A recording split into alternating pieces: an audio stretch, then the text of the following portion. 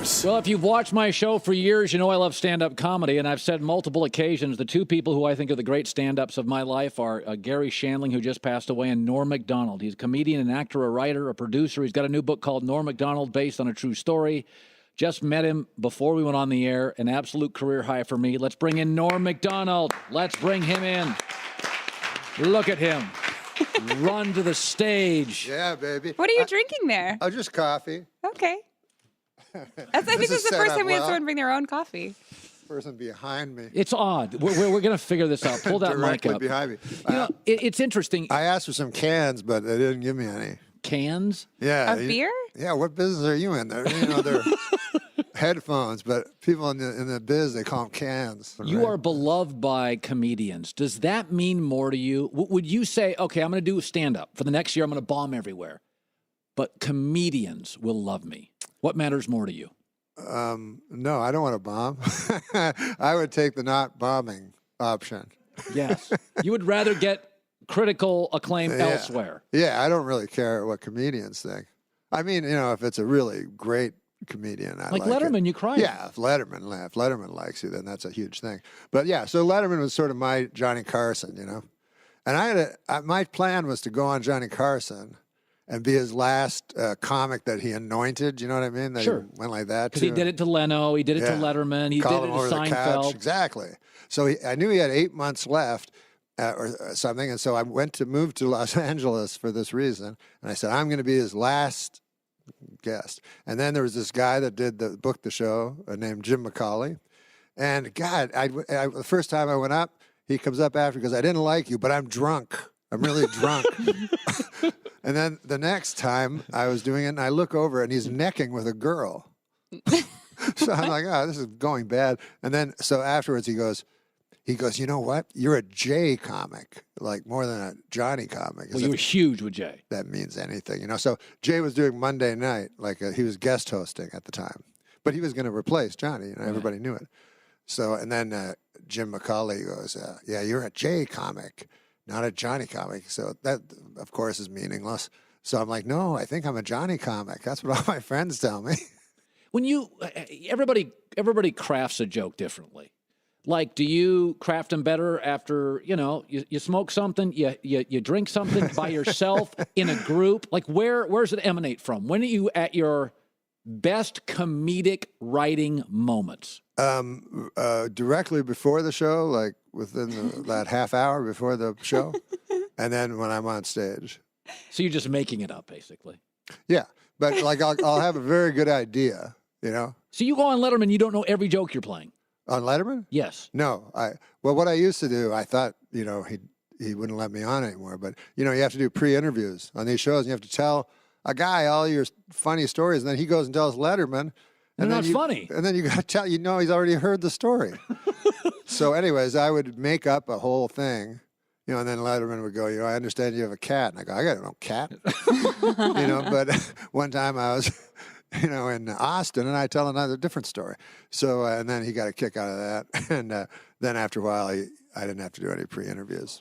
Okay, I have an idea for a joke. Oh, you have an idea? Okay, I'm not funny, but I have I love you. I think you are funny. Not really. And I love this show. Okay, are you ready to hear this? Yes. Now, I can't do this joke, so my staff has actually warned me not to do this with you. They said It's true. They've all said, it's bad. He's a legend. You're an idiot, Colin. No. Don't do this. I've been warned by everybody. I have a premise for a joke. Yeah, you believe in it. Okay, so why would you listen to your staff? That's a great question, Norm. Do you have staff too? Well, I had staff a couple of months ago. So here's the premise. I think I had MRSA too. Oh no! I had so much antibiotics flowing through me. I was like, anyways. So I'm sitting with my cat. So this is the joke. You're sitting with your cat? The other day I'm watching a football game. You're I'm watching with my a football cat. game, yeah. And I thought to myself, don't make fun of me. This is hard for me with Norm. So I'm sitting with my cat and I'm watching football. Yeah. And I'm thinking, she didn't look happy. And I thought, because we just got rid of a dog, and I thought, wouldn't it be terrible if you were a cat and you were depressed? Because you have the ability to climb virtually anywhere to the tallest peak. Right. But if you try to jump and commit suicide, you always land on your feet. That's funny. That's not the worst thing you've ever heard. Oh no! I think that would work. I could take that joke. You could make that funny. Sure, I'll put that in my next special. You will not. Yes, I will. You would put that in your next special. Sure. Because it's a funny idea. Could I make? I've made the argument. Everybody has about 7 years to be the funniest guy on the planet. Oh yeah. Mike Myers, Jim Carrey, Will Ferrell. Then they have a third house and a fourth Lexus, and they're not funny anymore. Oh, well, that makes sense. Yeah. Comfort is the enemy Yes. of comedy. That makes complete sense. Yeah. Comfort. Funny is 8 kids in a small house in Yonkers. Bel Air is obnoxious. Yes. So wealth is the enemy of comedy. That makes complete sense. Yeah, I agree with that. And also being content, which I guess wealth brings you. You're never content? No. Why? No, I was trying to work on stand-up comedy, like trying to make it perfect. I know I never will, but so are you tortured? I don't know. I'm always sort of ahead of my material. You know what I mean? So if I do like a special, I don't like any of those. I wish that wasn't out because I'm already better. You know what I mean? Because I just keep getting better and better because I do so many, hundreds of hours a year compared to everyone else. Oh, you do? Oh, yeah. You do more stand-up? Oh, yeah. You just nonstop? Like I have to do a special for Netflix, and I'm going to have trouble like picking the hour because I got 8 or 9 hours of material.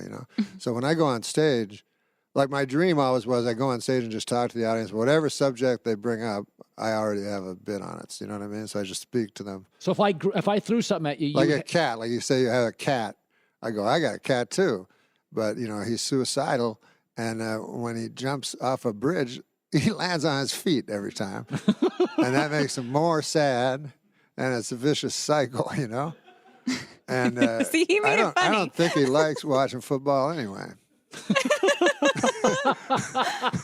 Like he'd probably like to watch a show about a mouse. Like cats love to eat mouses, and dogs like to eat cats. I don't know why I'm explaining the food chain to you. You literally have a joke for everything. No, not yet, but that's my dream. I would think most of you're observational, right? I mean, you're constant. If you're on the road, there's a lot of material. Seinfeld always calls it the comedic jet stream. Seattle, Minneapolis, Boston, Chicago, New York. And when I used to watch Last Comic Standing, northern cities were funnier because it's cold and miserable. Yes. Like, are there cities that you've gone to and you're like, it's not as good? Like the South is not as good.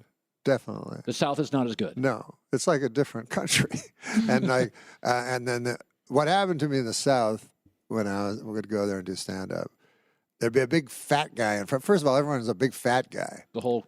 Yeah, and they get the girls. Like there'd be a beautiful girl with a big fat guy, and so anyways, the opening act for me, a big fat guy would come out and destroy, and then I would go out with a little tie. This was back in the '80s, a thin tie, and then everybody would, yell at me and questioning my sexual preferences, and so then about like the second night, the owner would come up and go, "How about we switch the order?"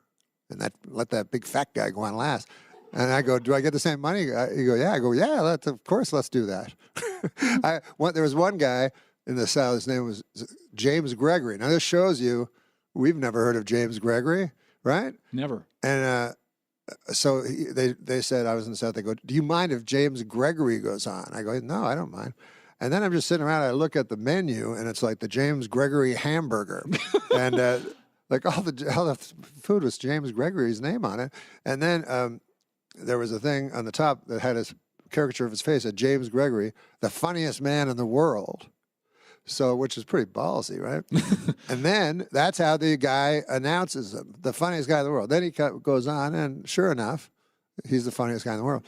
And then I have to go on, and I just suck, And I'm like, and so the guy's like, how about that James Gregory goes up again? I'm like, oh, no. Let him, can't he just get his hamburger money? Norm's book is Norm Macdonald, based on a true story. A memoir. Is a memoir. Yeah. So you can kind of tell your life. Yes. But what I found quickly when you examine your life, someone once said, it's like Elvis Presley, a man once said, that a life unexamined is not worth living. Socrates said it. Right. Yeah. But when you examine your life, oh, that's not fun. So I tried to think, what do I do, you know? And then I came to the realization that, like, I wake up, I eat my Count Chocula, and then I'm like, pretty soon after that, I'm like, what am I going to get for lunch, you know? And so I go and get a ham sandwich with cheese, you know?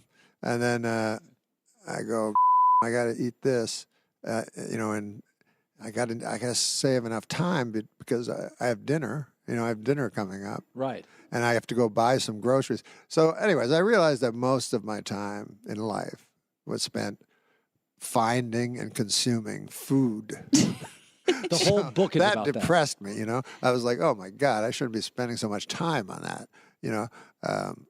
And plus, I didn't think it would make for a good read. But, yeah, most of the stuff you do is just repetition of habits, you know.